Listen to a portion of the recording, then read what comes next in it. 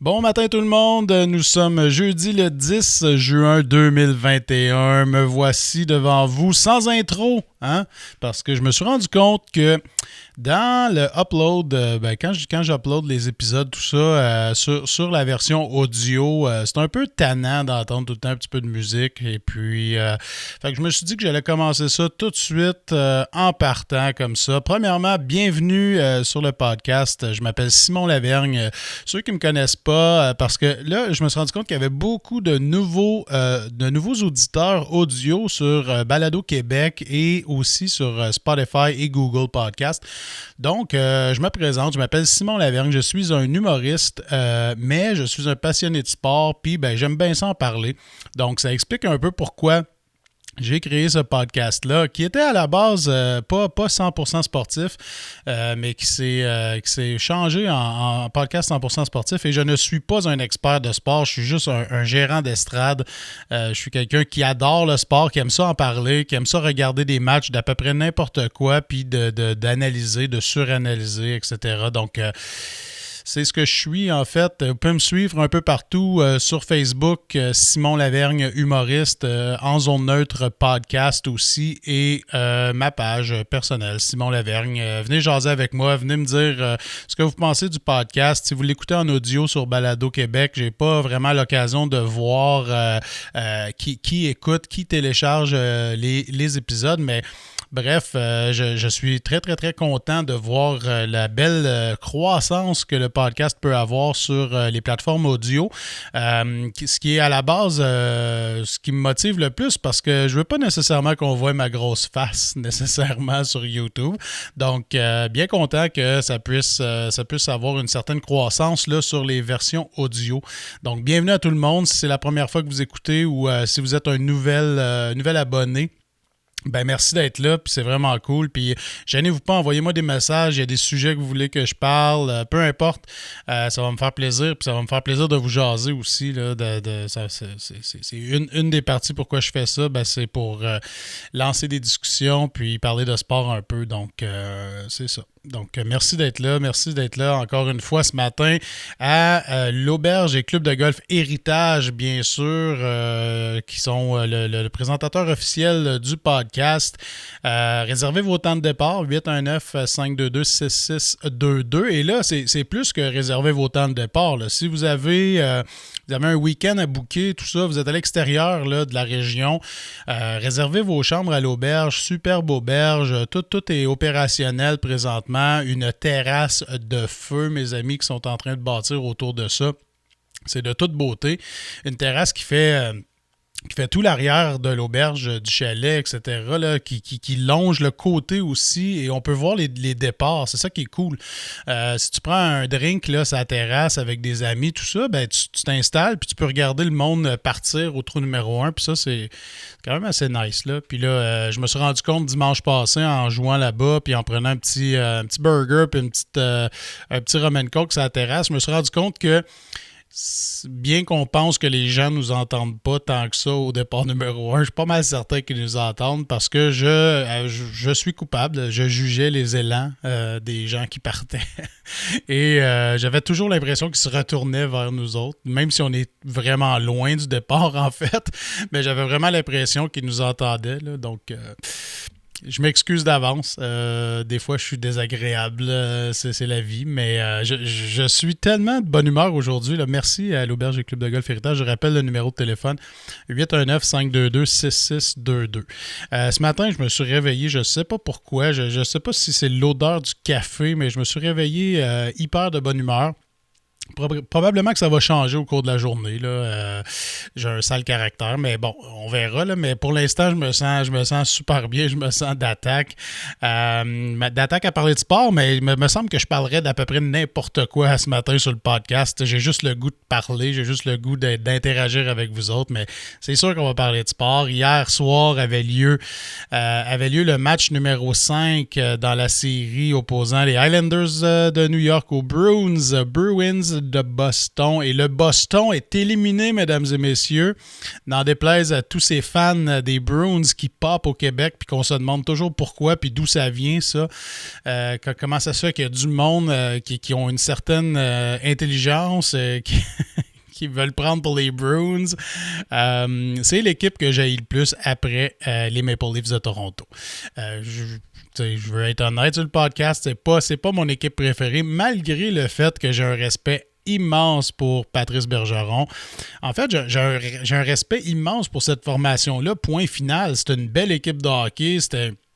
Mais je sais pas, il y a de quoi de folklorique à haïr les Bruins, tout comme haïr les Maple Leafs. Ça nous vient vraiment, ça, de les gènes québécois là, du Canadien qui haït les Bruins, qui haït les Maple Leafs, les rivalités comme naturelles là, qui datent de longtemps et tout ça.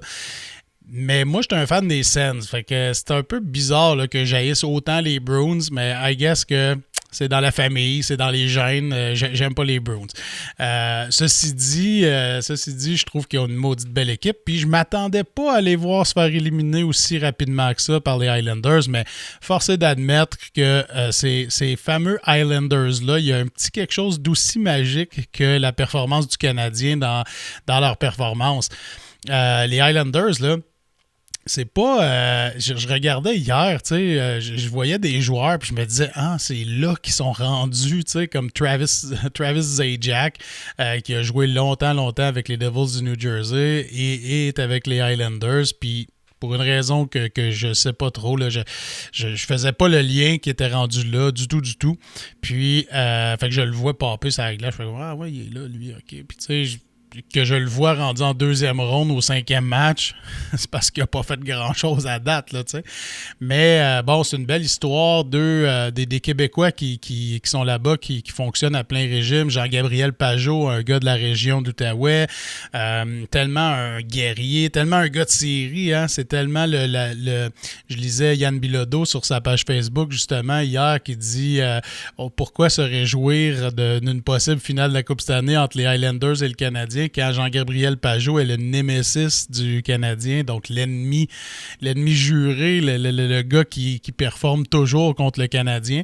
Donc, pourquoi se réjouir d'une victoire des Highlanders et d'une possibilité qu'ils affrontent le Canadien à un moment donné, tu sais? La question se pose.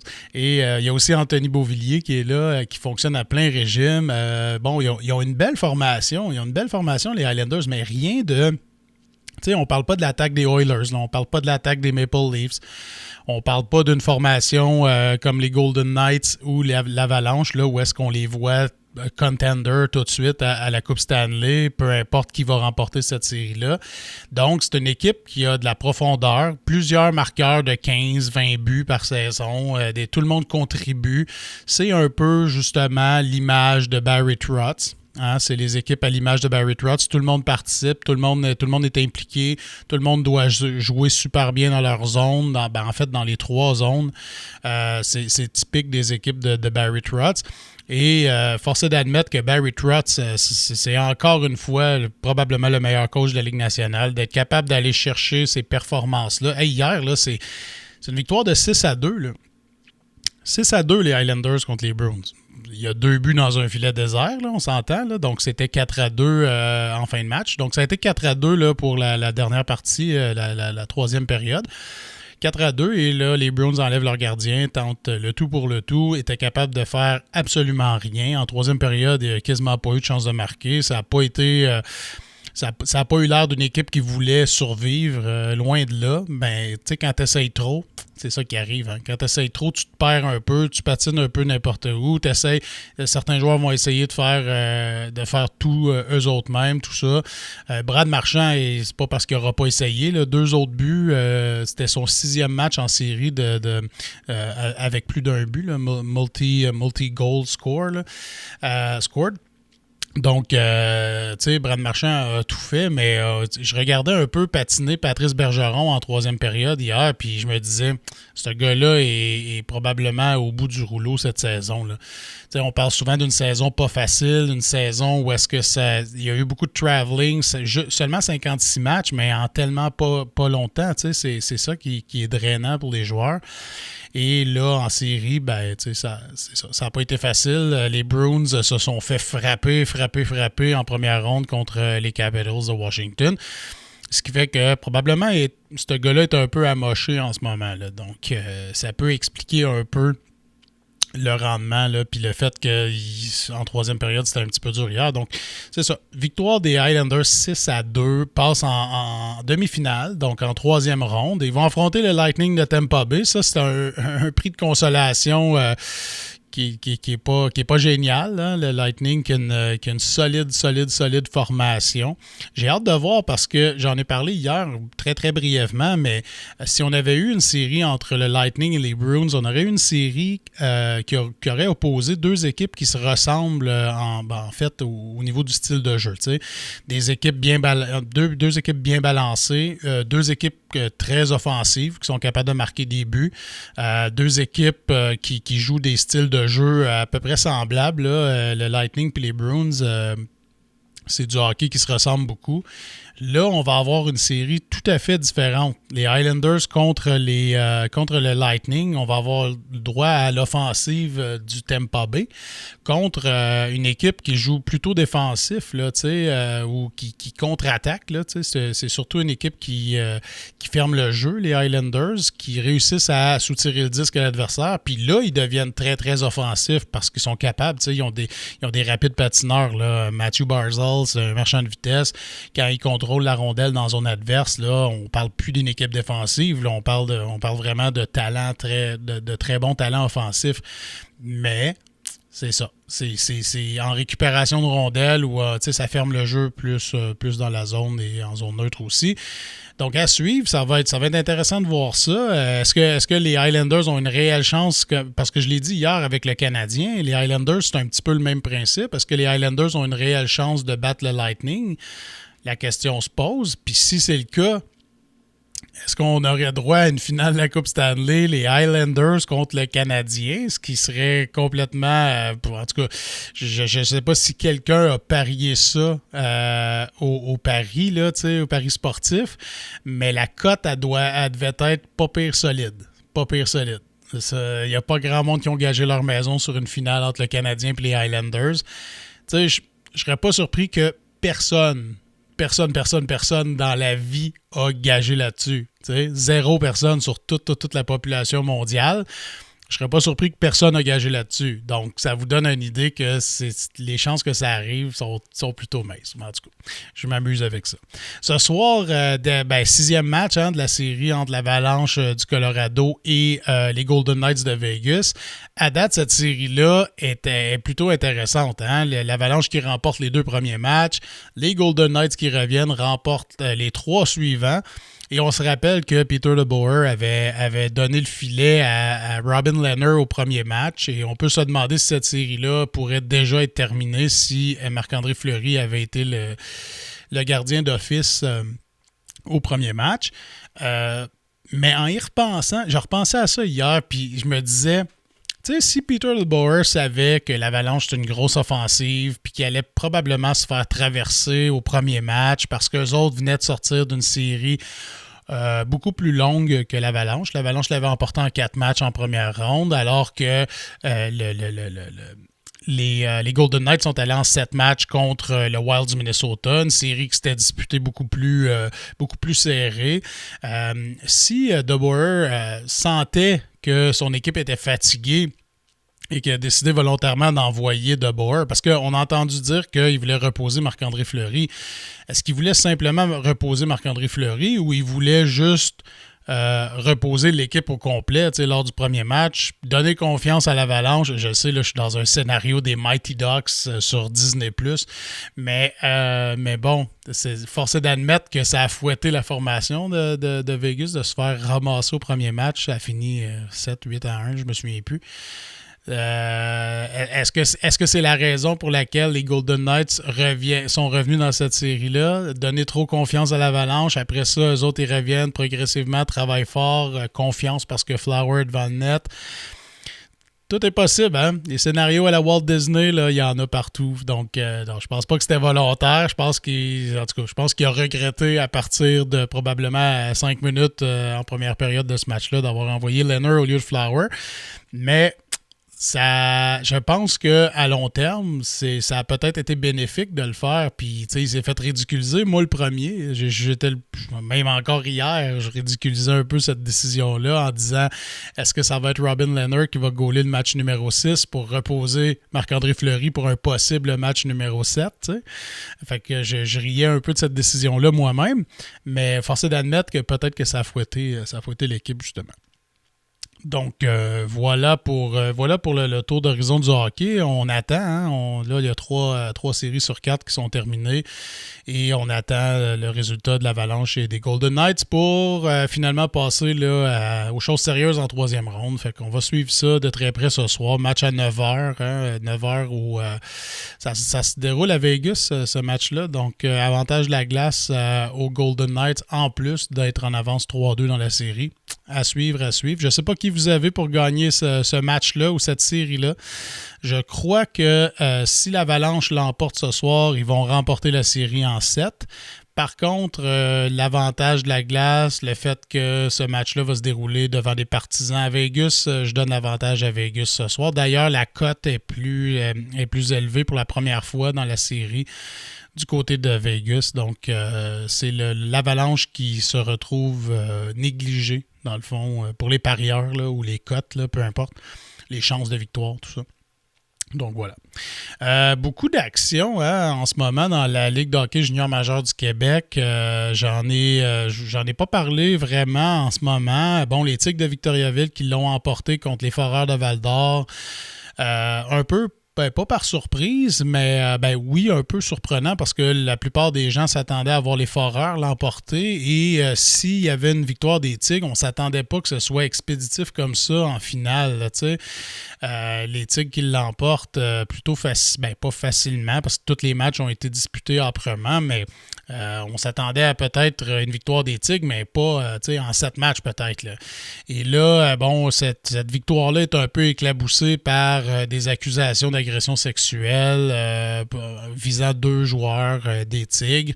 Là, on a vu là, hier soir qu'ils avaient été relâchés, qui ont été... relâchés, comment on dit ça? En tout cas, ils sont plus en prison. Je sais pas comment le dire. Bref, les accusations sont toujours là, je crois. Je suis pas dans le domaine juridique, là, je sais pas ce qui se passe, mais ça vient assombrir un petit peu le championnat justement des Tigres.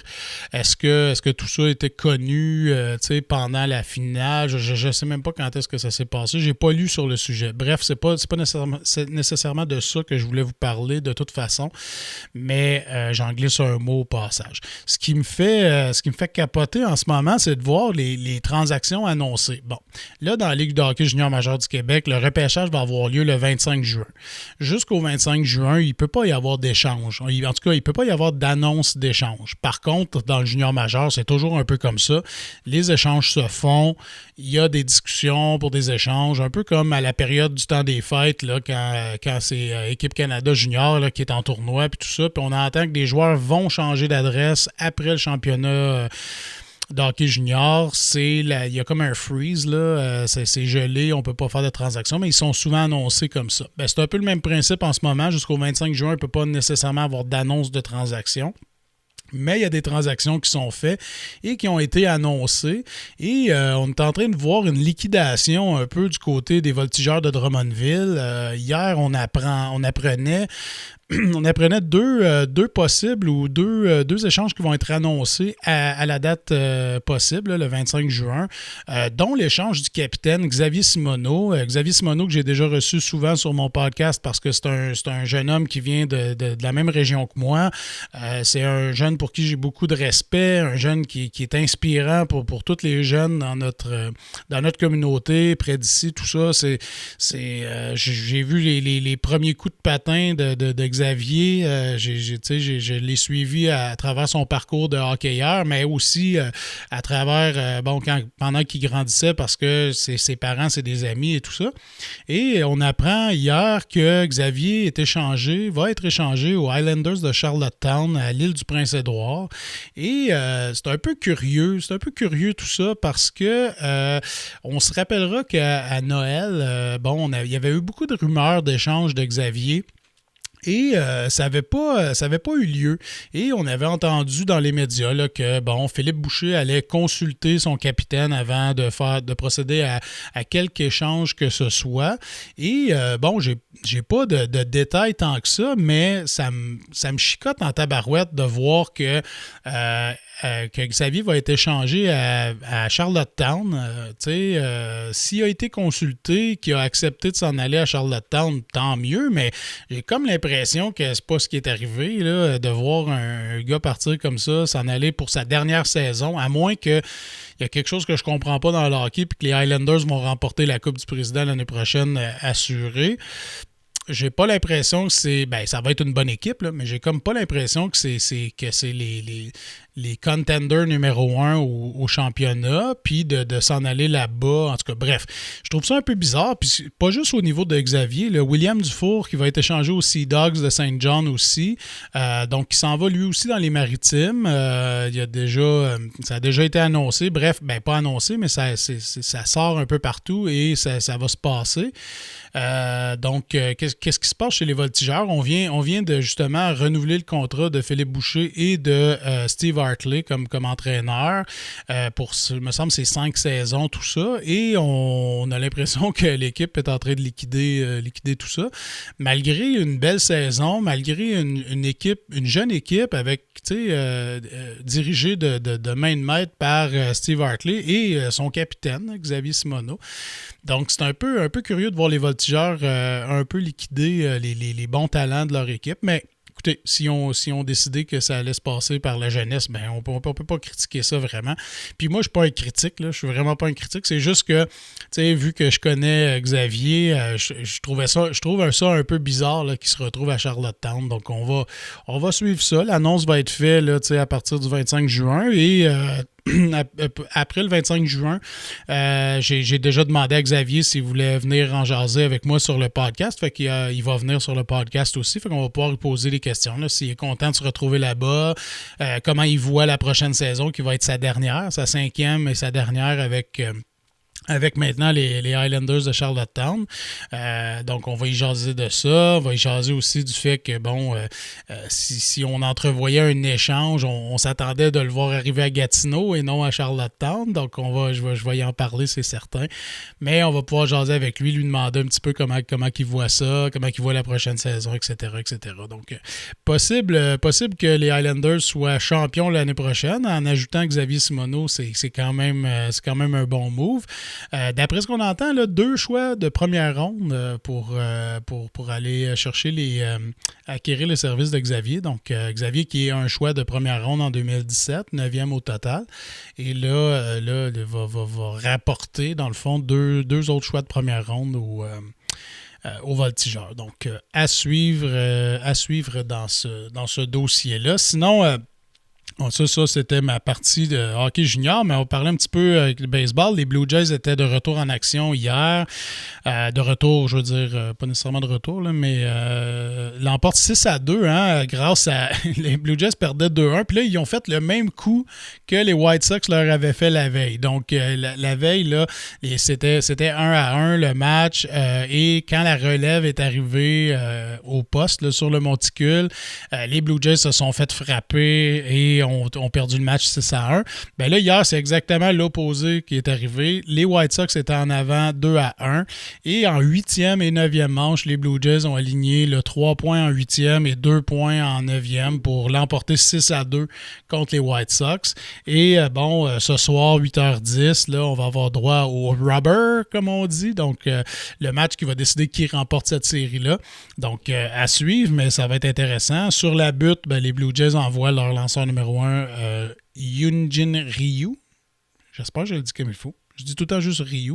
Et il va affronter Dallas Keuchel. Ça va être tout un duel de lanceurs gauchers.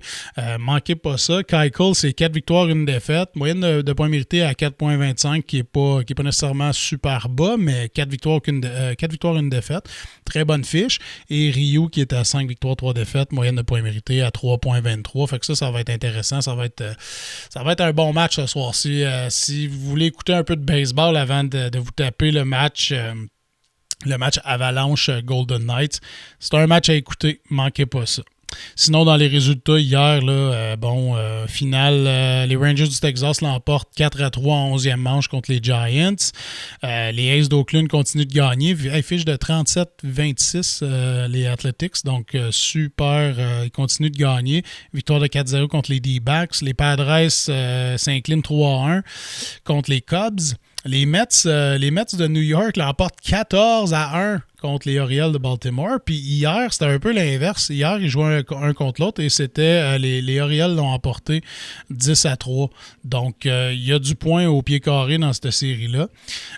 Les Dodgers l'emportent 2-1 contre les Pirates, les pauvres Pirates. Fiche de 23-37. Ça va pas bien du côté des Pirates, mais c'est pas une grande surprise. Les Phillies l'emportent 2-1 contre les Braves. Les Astros 8-3 contre les Red Sox. Les Astros, là, ils perdent plus. Là. Ça va bien leur affaire. Les Reds de Cincinnati l'emportent 7-3 contre les Brewers. Les Rockies du Colorado 4-3 contre les Marlins de Miami. Les Mariners de Seattle gagnent 9-6 contre les Tigers de Détroit, les pauvres Tigers de Détroit, fiche 25-36. Les Nationals de Tampa Bay. Les Nationals de Washington l'emportent contre Tampa Bay 9-7 en 11e manche. Les Yankees reprennent le... Hey, ça là... Josh Donaldson est allé de commentaire. On va en parler ce soir dans l'épisode live avec Passion MLB.